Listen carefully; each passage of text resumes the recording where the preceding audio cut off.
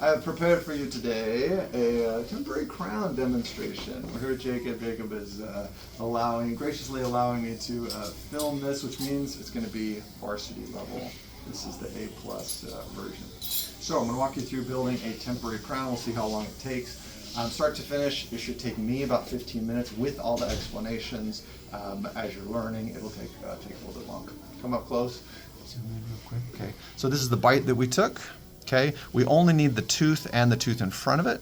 So this is more material than we needed, but it does capture everything that we do need. So it was well done. I'll try not to put lights on there, that's hard to see. Okay, we got the margins really nice. We don't have any fluffing across there. And we got good capture of the teeth. As we look in here, this area is a little bit heavy, okay, which means there's some space in between. I'm gonna adjust that down, but as I hold it up to the light, I can see where the bite is touching, and I don't want to adjust that down. So I'm gonna adjust down the margin a little bit. I'll turn off the light so it doesn't hurt the camera. Look. I'm gonna turn off, you can zoom in close to see what we're doing. I'm using a fat black diamond to give me a little shaping of this. Okay, I'm going to open up our contact just a little bit here. Okay, I'm going to open up the margins just a little bit, and then I'm going to reduce away. Like if you had a tooth that had a crack in it, you'd be doing this. If a piece of the tooth chipped off, you're going to reduce down some of this. This tooth had some severe wear and created a bit of a deep depression area, which I don't want to recreate all of that in the temporary crown, because then there'll be a big space there. Okay, so just a little bit more here. And this takes practice. You don't want to cut through it. There's a little bit of a perforation there, not too big a deal, but you don't want to punch a big hole through there, or else you're going to be hating life. So, not hating life, but, you know. Okay. All right, ready to use the Max Temp. Put the new tip on it. I'm going to bleed it first, make sure it's coming out evenly. See how it's not coming out evenly yet? That's why we bleed, because we want things coming out evenly. Place this on. I'm going to express a little bit first. Then I'm going to fill this up about 80% or so. Okay. Then I'm going to quickly dry off the tooth. And then I'm going to watch it go in place. I don't just shove it in there until the patient can bite down. I'm going to watch it, place it down in place. Okay, bite together for me all the way down, Jason. Back teeth, good. And stay biting together. We'll let this hold for a full 90 seconds. Go ahead and pause. Seconds to go. I switch things over here. I got the temp on. I got the little handle there. I switched to skinny black diamond polisher on this guy.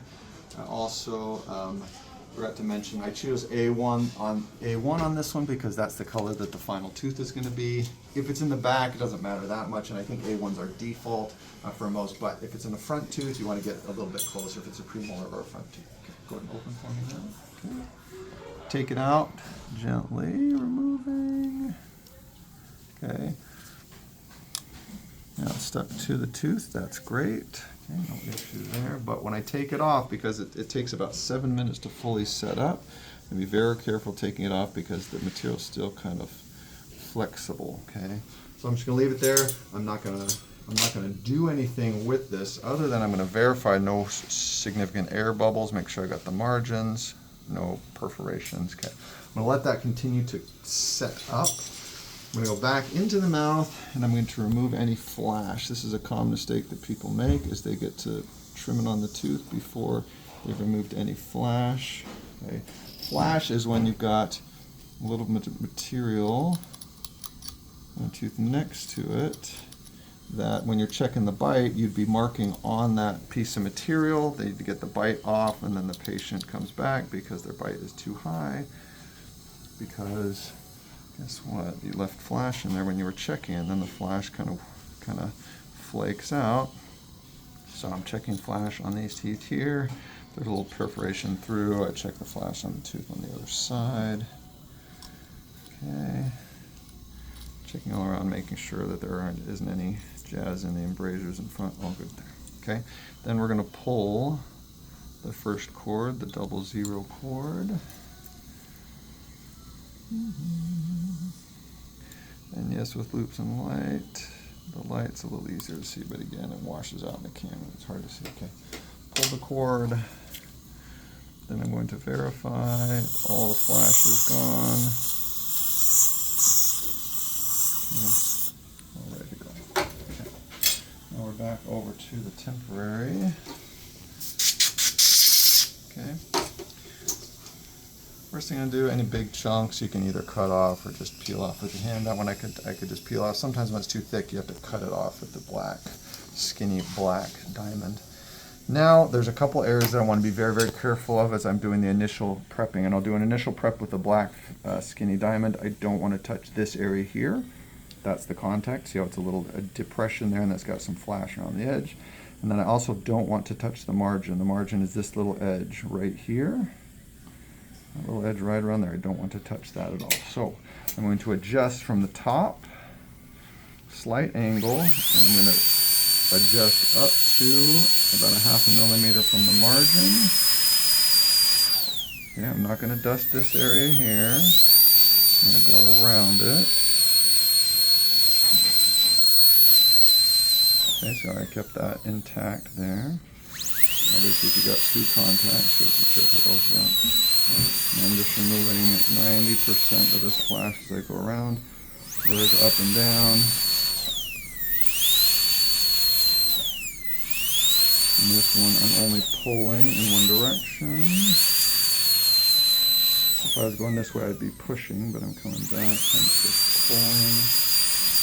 So it's rotating with the burr. You should all be doing it exactly this way. If you're not, change up your technique. I'm switching to the skinny flame. Now I'm switching to, here's our contact here. Okay, I'm adjusting. I'm not touching the internal there, but I'm just smoothing out the edges. That contact where it transitions to the tooth. And now I'm going to, with high speed, I'm going to go around and I'm going to finish adjusting off the margin. You can see where that kind of shows through there. That's where the margin's showing up, okay? And I just go until that margin disappears. And if your doctor doesn't make a good margin for you, you should probably talk to them about that. But if you have a nice clean margin, it'll show up. You can see exactly where that margin is at. And you just push and dust it nice and gentle. See how the angle of this? I'm not cutting it this way. I'm cutting it almost flat. Really nice edge to it. Okay, see that flakes away? The margin's set right there. Okay. See the margin right there. A little bit of a void, a little air bubble in that. That's not a big deal. Don't go in adding material or trying to repair these when you're first learning. You need to do 100 of them before you know when to add material and when not to. So. Okay, almost done with that. See the margin. Now air dry a little bit. And that is all ready to go. Nice, clean, sharp margins. Okay, all the way around, clean, sharp margins, no flash. I've got that smoothed down but not removed. The contact isn't removed. There's a little extra fluff on the back there. I'm just going to adjust that off. A little bulky. And I'm just going to round off these edges so they're not quite so sharp. I don't need sharp cusp tips. Okay, and then you're done. How long did that take? If it takes you more than 4 times as long as I did it, you're dinking around and you're not following directions, so don't do it. All right, I'm going to check this in place now, make sure my orientation is correct. Place it in there. Okay, fits like a glove. Check the contact, nice and tight. I'm going to check around the margins, and if you follow that protocol, this is just a formality. If you go right to the margin, guess what? The margins are going to be perfect, okay? Margins are perfect on that. Everything's ready to go. Now, we're going to cement it on. Follow these steps exactly. Don't follow these steps exactly, and you get to visit the patient again. We don't want that, okay? I'm going to bleed this to make sure everything is even. See how one side likes to come out first. We don't want that. Okay. I'm just going to put this on the back of my glove, just a lentil size amount. If you don't know what a lentil is, shame on you. You need to go to the store and buy some lentils. But anyway. Okay, I'm going to mix this up. I start counting my head down from 30. It needs to be in the mouth in 30. 9, 28, 27, 26. Okay, nice and smooth little right there, and see how I just kind of roll it in to keep it mixed. Okay, how much do you need in here? Just enough to coat the internal surface. That's it.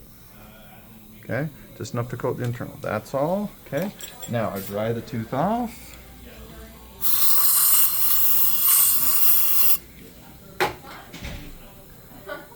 Orient the tooth correctly. Slide it on. Do not have the patient bite it in place. Okay, press with your finger, press, press, press. If it's an upper like this, his whole head is connected to this tooth, so I press with my finger and I'm fine. If it's a lower, I don't press with my finger, I squeeze, okay? Because if I press down, then the whole jaw wants to move. This one is connected to the maxilla, connected to the head, connected to the, neck bone, shin bone, all that jazz, okay? So I'm pressing very, very firmly, okay? 9 out of 10 pressure, press, press, press. I'm getting hydraulic pressure of that temporary cement that is still liquidy. I'm pressing it all out.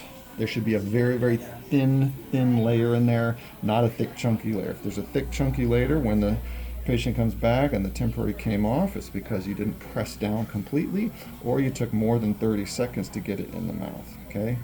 Is it going to set in the mouth or my hand first? The answer is in the mouth. Why? Because the mouth is warmer, and warmer increases the catalyzation of the two mixing materials, makes them set up a little faster, okay? Once I press for 90, or for 9 out of 10, okay, now I'm just going to gently hold it in place. I don't need the patient biting down on a cotton. That just has the risk of shifting or having cracking the temporary. Don't want that. If the prep is done correctly and you got a good pre-impression, you're not really going to have much issue with things cracking because the thickness will be good. But okay, so I'm checking this here. I'm seeing that it's still a little bit liquidy. Okay, it is going to set up in the mouth first though, so I'm going to check around. I'm not going to clean it up until it's gotten a bit tacky, right? It's just starting to set up there, not quite to where I want it to be. While that's setting up though, I'm going to go ahead and check my bite. And since this bite was taken from the original tooth and we didn't have any show through, we should not have any major issues. Bite nice and tight for me, all the way down. Grind side to side and open. Okay, checking that. That looks even across here, marking here, marking here, marking there. Now, if you wanted to check the bite of that beforehand, you're welcome to. That's a good idea. The doctor, I'm used to just doing it in the mouth. So as an assistant, I'd recommend you check it and just relieve any little markings that are there. Just minimize the occlusion. Just dust off a little bit in here. Now, are we? Assistants can do that in the mouth. If you check in the mouth, you can do it in the mouth. It's okay. Just don't touch another tooth. Bite nice and tight for me all the way down, Jacob. Grind side to side and open. Okay, still a little bit of a mark there. And that mark comes from the fact that I adjusted down the blue bite, and there's a little bit of thickness of material in there. Also, it tends to mark on the temporary material more than it marks on enamel and porcelain. Okay, bite nice and tight. Grind side to side and open. And bite together and hold. Okay, and open. Okay, got a nice tight grip on that left side, which means you're not high-centered, and those are all marking evenly. Okay, now I'm going to remove the temporary cement. I'm not going to scrape toward the occlusal ever. I'm just going to go toward the gingiva. I'm going to press sideways. Okay, see, I'm just pressing sideways there. Pressing sideways, getting that temporary cement out of there. Same thing, I'm pressing toward the gingival and then going sideways just to clean it up. If you've got a well-fitting crown, this will just pinch right off. You don't have to really do much work to get that flash out of there because the flash kind of pinches itself off.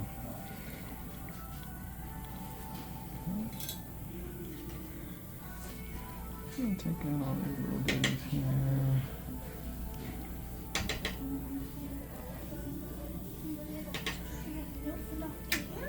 Okay.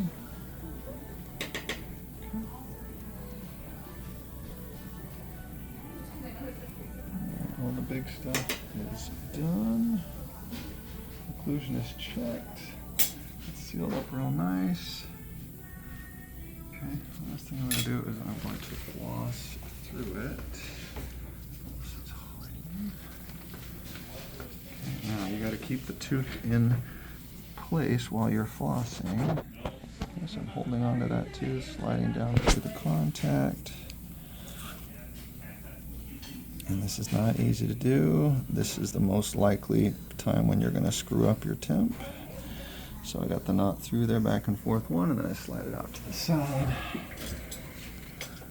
I take out this next little juicy piece of temp cement. Okay. A little bit of air across here just to verify. Everything looks peachy. I'm going to do a final rinse.